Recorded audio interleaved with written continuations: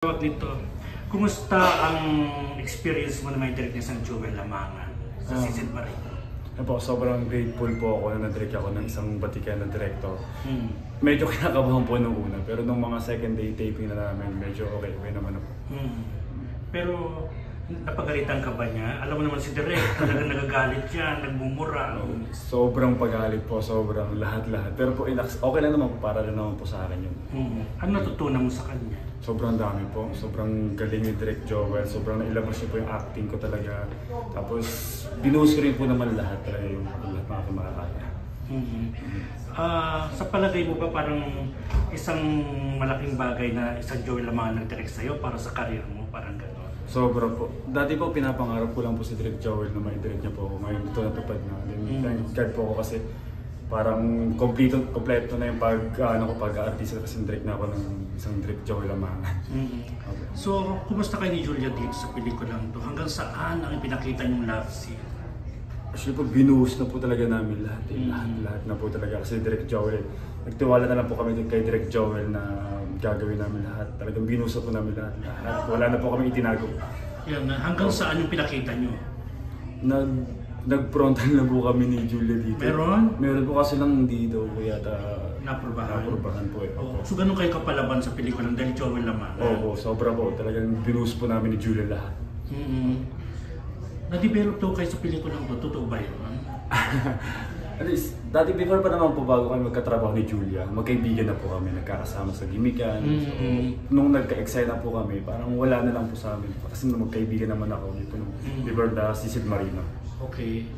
Pero sa kanyang mga love scene, tinatablang ka? O nakokontrol mo? Ano po aminin ko po oo kasi si Julia kasi maganda rin po talaga, makinis, maputi. So, meron po talaga ng time, pero kasi iniisip ko ng trabaho muna kasi medyo may camera, medyo umaangat lang natin si... Nagpa-plaster ka? Opo, may part po na hindi ako nag-plaster, may part na nag-plaster po. So okay lang sa partner mo, ano ba kay Julia na hindi nag-plaster? Opo, tinanong ko naman po siya, so sabi niya po sa akin, okay lang din naman po. So, sana mas gusto mo may plaster o wala? Para po sa akin, para mas maganda po kasi wala kasi para mas maano yung emotion mo, hindi yung talagang gustong ibigay ni Direk, may bibigay po. As in, talaga. Oo. Anong pinaka-memorable sa'yo sa mga eksena mo sa Sisid Marino? Dami po yun, nasa bangka po kami, tapos halos wala na talagang suot. Tapos nagsisex sa bangka, nasa gitna kami ng dagat. Sobrang dami po. Masarap bang makipag-love scene sa bangka? Masarap siya na mahirap kasi ang init, sakit sa likod. Pero okay naman po. As in okay. Saan ka na-challenge dito sa pelikulang to? Ang dami po eksena, yung mga sobrang heavy drama po. Tapos sa love scene hindi naman na po medyo nahirapan kasi medyo sanay naman na po tayo kasi before nakapag-gano na rin ako.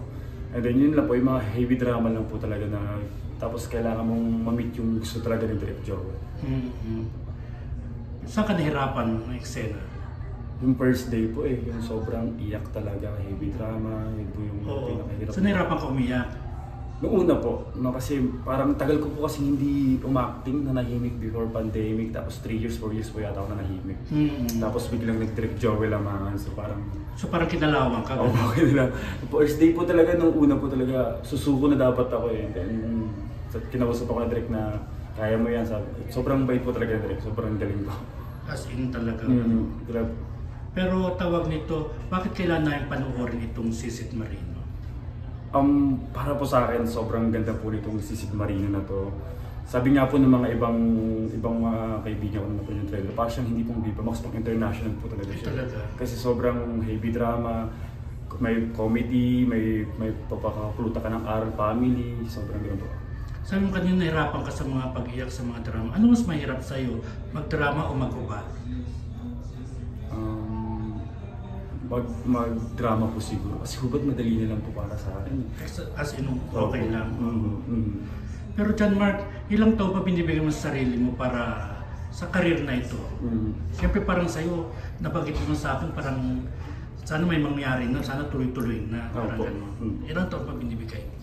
Siguro po, last 5 years then binuhos ko na po sa manager ko na si Lito Guzman yung buong career ko. Pag wala pong mangyari, after 5 years, siguro mag-ibang bansa na lang ako, magtatrabaho din lang po doon, ganun na lang gagawin ko. Pero love ko pa rin po talaga ang showbiz, love ko pa rin po yung acting, kaya inilalaban ko pa rin po hanggang ngayon. Saka malaking chance yan yung Joel Lamangan, tapos ano. May bagong grupo raw, bakit sumakali ka sa, ano pangalan ng grupo nyo? Ay, Magic Boys po.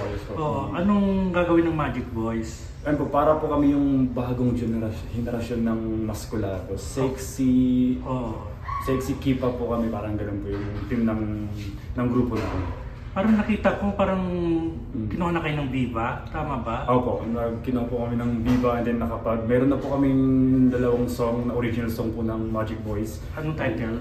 Yung isa po Bintana, tapos yung isa, ano, ang tawag yun? Makita ka lang. Makita ka lang sa bintana. Opo. May pagka-sexy yan. Yung isa po parang serenade siya, and yung isa parang jolly-jolly po siya. Sobrang ganda po. Nagustuhan po ni Boss Big kahapon, nag-present po kami. Ay, gano'n. Opo, then kinuha na po ng Viva record po, mag-release po. Okay. Yung grupo nyo, siyempre hindi maalis minsan yung, yung tampuhan or mga intriga, parang gano'n. Paano nyo na-handle yung gano'n? Kasi po ako, dumaan na po ako sa maraming grupo, pangatlong grupo ko na po ito eh. Itong grupo na po ito, parang sobrang para po kami magkakapatid, talagang nagkakaunawaan po kami, nagkakaintindihan kami, hindi po kami nagkakaingitan. Kaya po parang masarap sa pakiramdam na nasama ko din sa grupo nito kasi brotherhood po talaga kami, hindi lang grupo. Tapos ang galing po ng manager namin, talagang focus po siya. Kada rehearsal namin, nandun po siya. Wala yung, alimbawa, senior ako sa inyo, pabida, parang gano'n sa grupo? Ay, wala po. Yun po, wala pong gano'n na nagaganap po sa amin. Talaga, kasing pantay-pantay po kami lahat.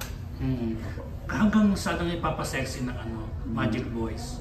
Yun po, si Tito Lito na yung makakasagot na po hanggang saan yung kaseksya na. Pero po kami po lahat game po kami sa Magic Boys.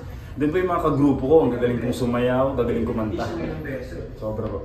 Anyayaan mo sila sa Sisid Marino, kailan papalabas? Yun po, Sisid Marino, directed by Joel Lamangan, and then June 14 sa Viva Max po. Sino mga kasama mo? Kasama ko po si Julia Victoria, si Ataska, tapos si Charis Manzano po. Okay, thank you. Thank you po.